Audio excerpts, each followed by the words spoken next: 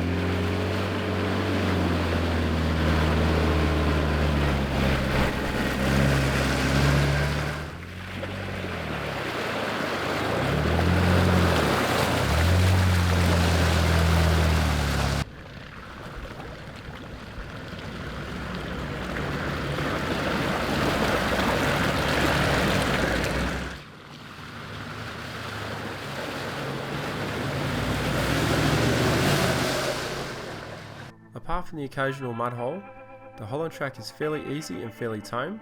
Now every mud hole does have a chicken track around it.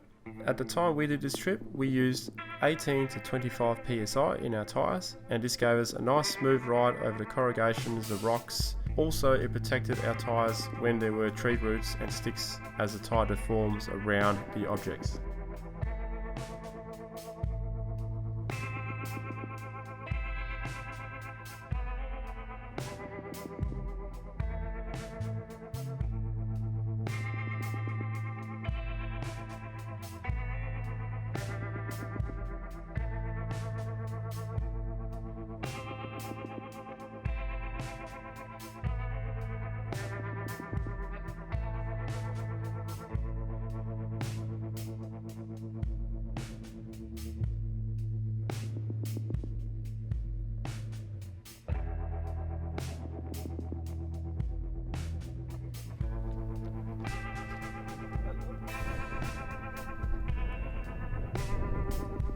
Those mud holes you saw us go through earlier has claimed an alternator on Torben's Land Cruiser. So we opted to pull over, try and clean it out and have a bit of lunch while we were there.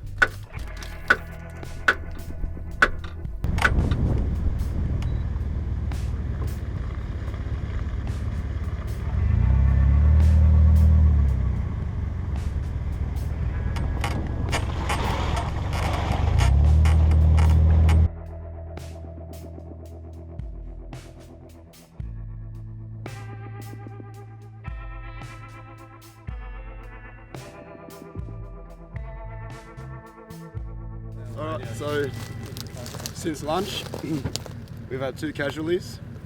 My voice and the Hilux's rear tyre had a tree root in it. Pulled it out, put 3 plugs in it, and it should hold. We'll check it later.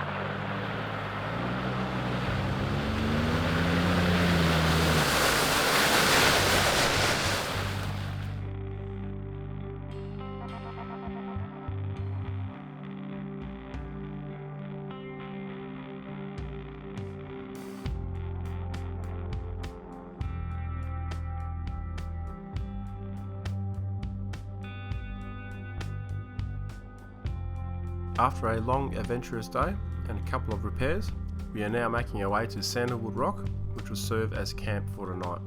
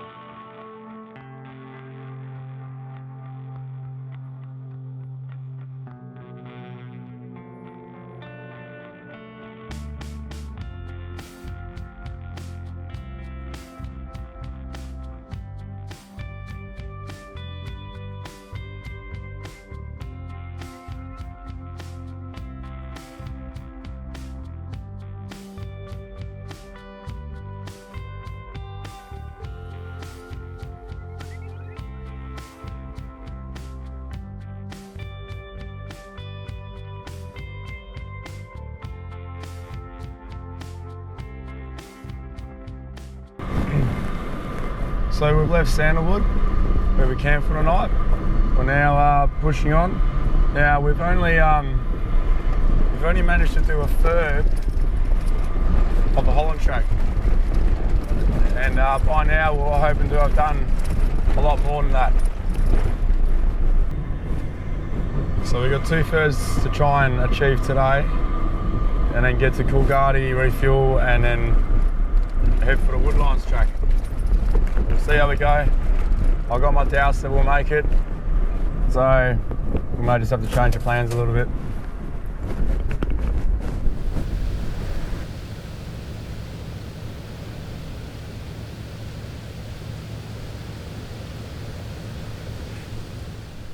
So here we are, about 20 k's out of this morning's camp, and Torben's Land Cruiser's still having alternator issues. So we're going to try some contact cleaner, see what we can do.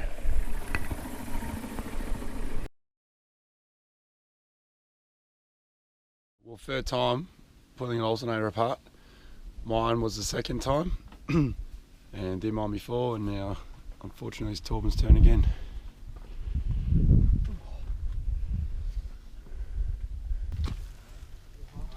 So here we are trying to fix another alternator. Stupid o'clock. At stupid o'clock. At beer o'clock. Beer o'clock, yeah. Yeah.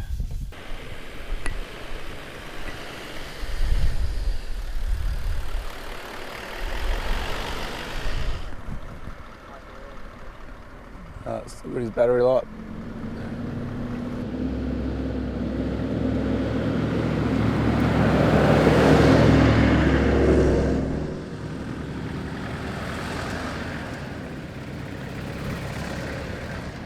After another failed alternator repair attempt, we decided just to push on to see how far Torben's battery could carry his Land Cruiser without charge.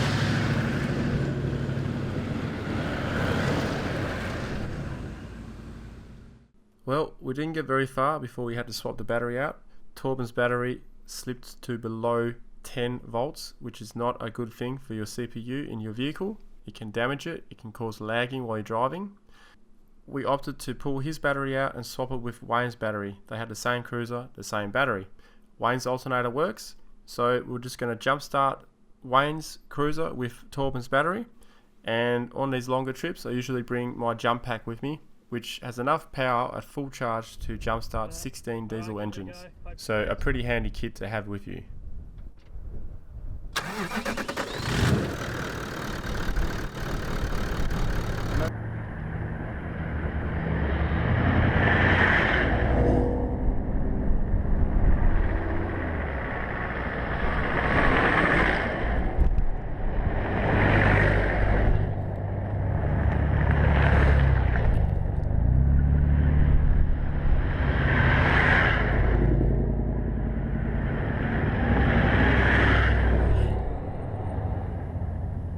On the bottom left hand corner you can see a plaque which commemorates the centenary of the Holland track. Now after the Holland track was initially cut, it was disused 3 years after due to a railway extension from Northam to Coolgardie. However, in 1992 a team led by Graham Newbay recut and retraced the track.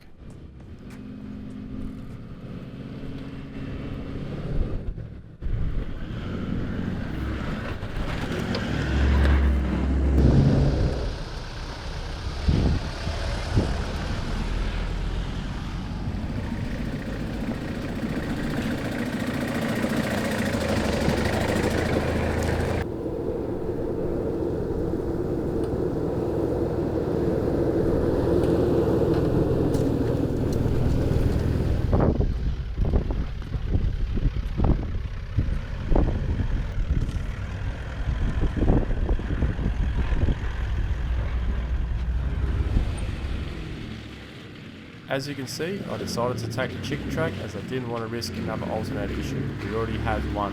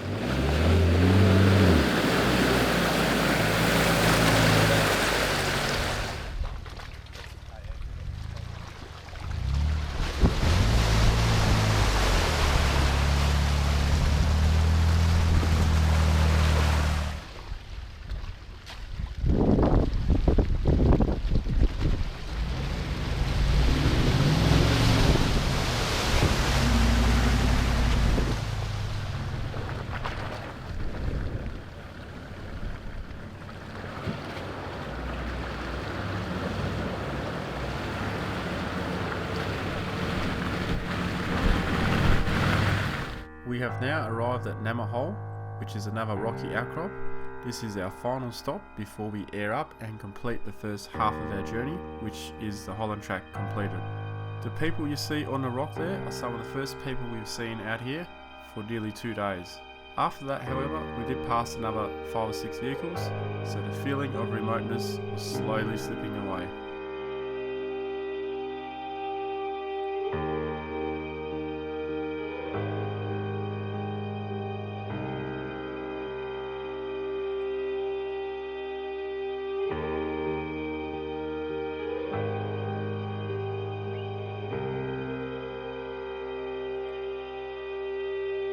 So now with the Holland track almost completed, the excitement and thoughts started to turn towards the Woodline track.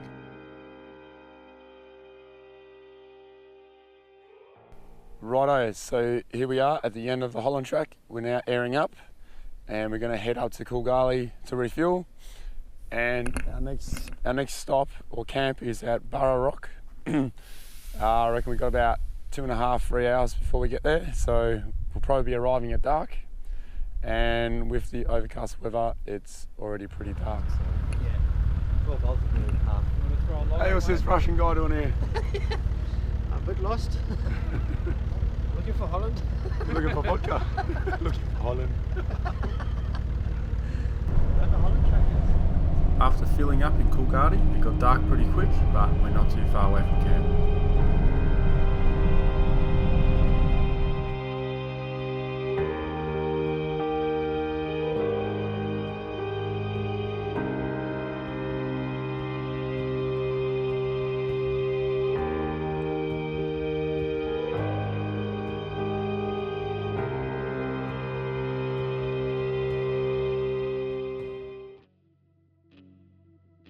Here we are on day 3 at Burra Rock.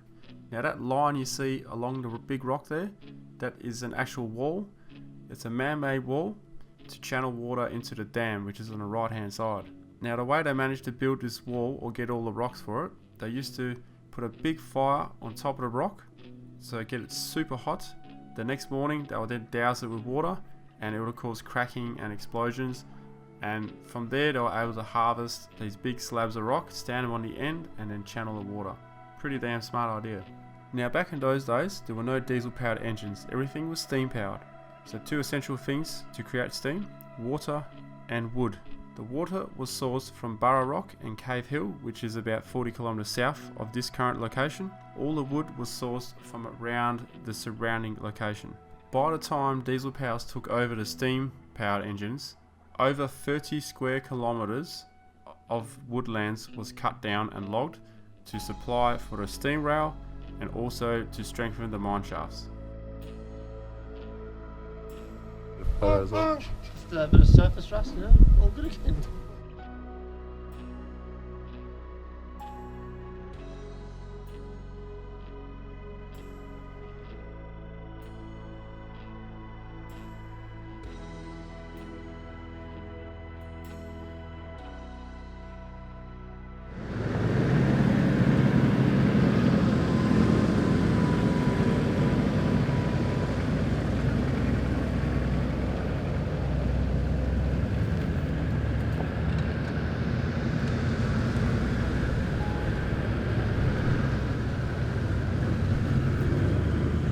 Here we are on the Woodline track. Now the Woodline track is the old steam rail lines from back in the logging days.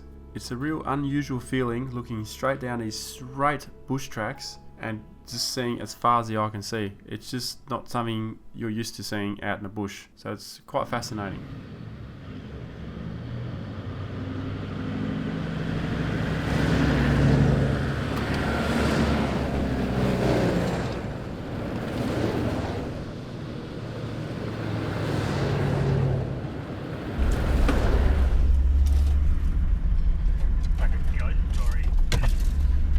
Track's gone pretty tight all of a sudden.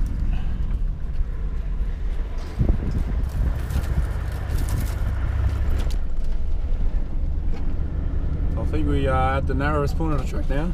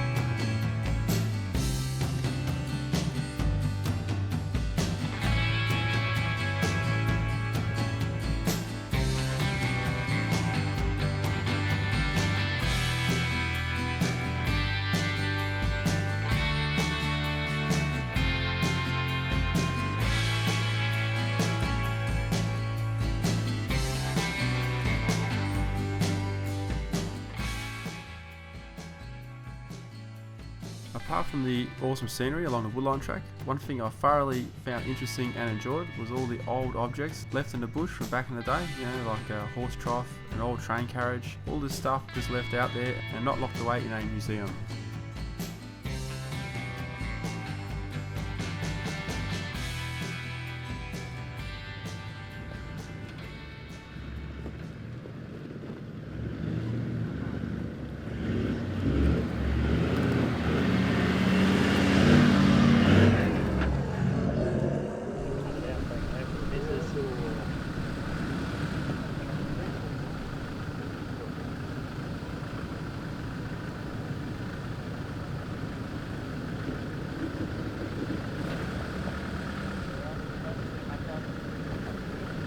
we actually had the wheel off the ground there.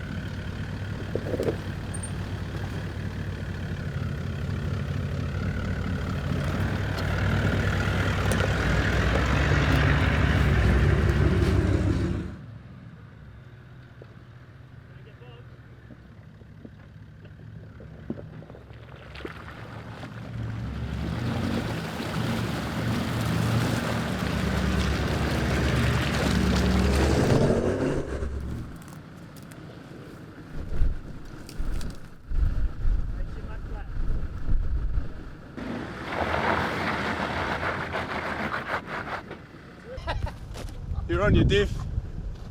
Your back wheels aren't touching. Now, Darren's Defender is stuck on a diff. The only thing that's going to improve this situation is if he gets a bigger tyre. That way it'll lift his diff off the ground more. A suspension lift won't help.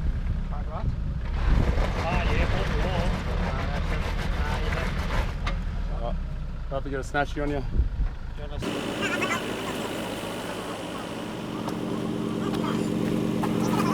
Righto, stick it in second gear low. Yep, got it. Alright, I'm going now.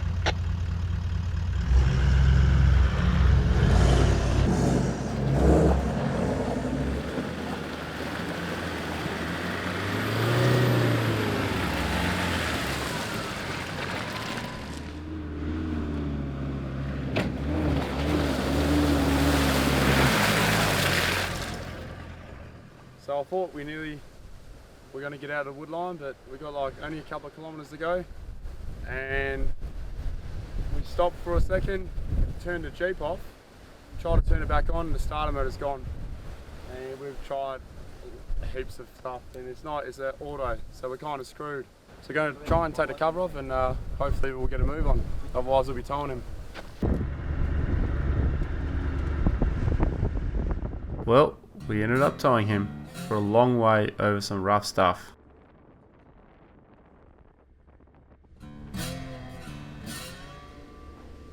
Towing in these kind of situations on this kind of terrain, a snatch strap is far better than a tow rope. A tow rope is far too harsh and will cause whiplash.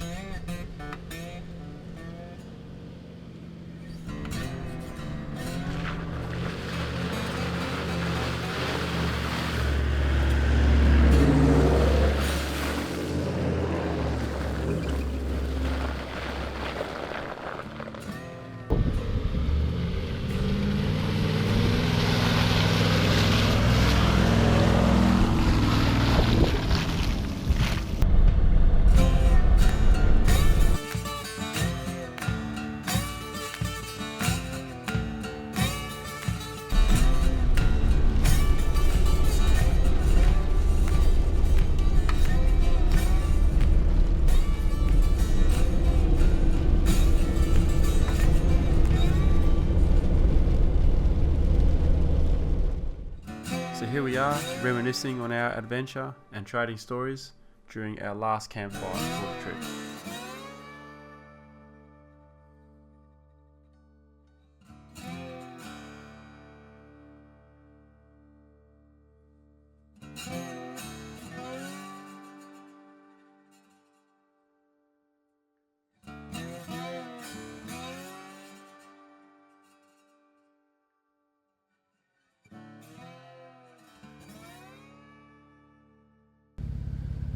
Well, it's morning now and we're ready to go, and we thought we'd just try and start the Jeep one more time, and it started up. it wanted to go, so we just needed to charge a battery, and then it went again. We did try that yesterday, but somewhere along the line yesterday, maybe all the corrugations or all those big divots I towed them through must have knocked the starter motor somehow, and that's the result of the towing. This is pretty much ready for the bin. It's done pretty well though, and we opted for snatch strap rather than tow rope, and that's actually done pretty well. It was about 120 k's of rough towing. You can see it's pretty frayed here, so that's ready for the bin anyway. So now we're gonna head off to some final stops before we finish the trip.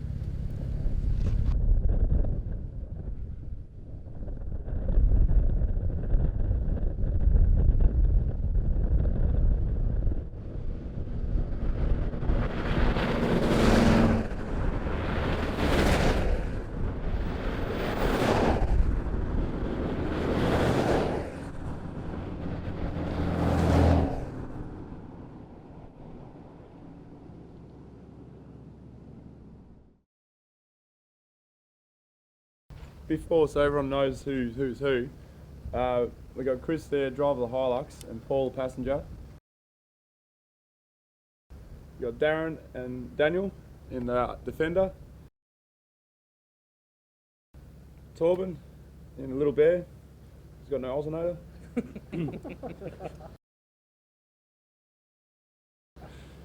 Wayne. I'm powerless.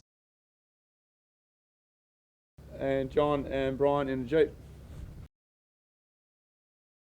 We'll wrap the video up now. We'll leave you with last remaining drone footage and a slideshow. Give us a thumbs up, and cheers guys. Hope you enjoyed the trip. Cheers. Cheers. Yeah, Thanks.